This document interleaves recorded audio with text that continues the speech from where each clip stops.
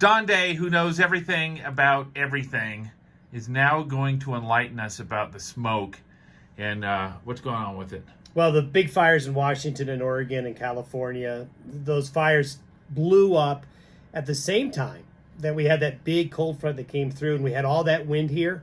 Well, they also had big wind in the Pacific Northwest go through, and when those fires started, it came with those big winds. And so they blew up, they got really big, and then we had this big high pressure come back into the western United States, got warm and dry again.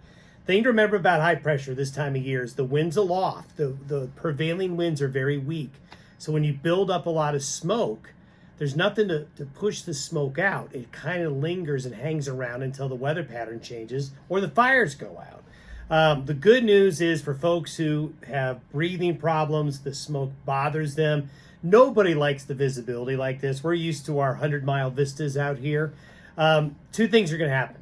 First of all, beginning over the next 24 to 48 hours through the weekend, there's going to be rain moving into Washington and Oregon, even far northern California.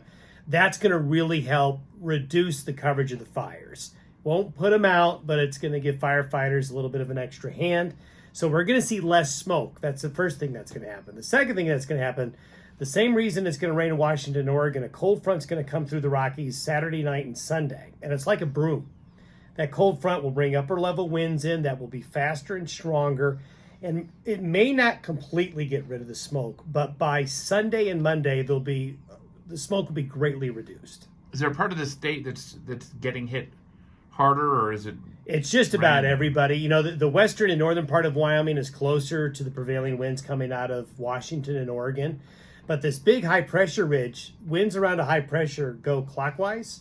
So the smoke gets caught and just sort of recirculates. So this smoke goes all the way down into New Mexico, Arizona, and West Texas.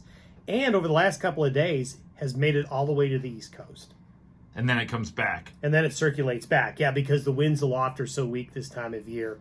But as we see this weather pattern change, what will happen is the Pacific Northwest weather outlook looks a lot better. Hopefully no more fires will get started. And then the concern will shift into California. Central and Southern California's fires are not going to get rained on anytime soon. There might be a little rain in the Sierra Nevada, but not enough.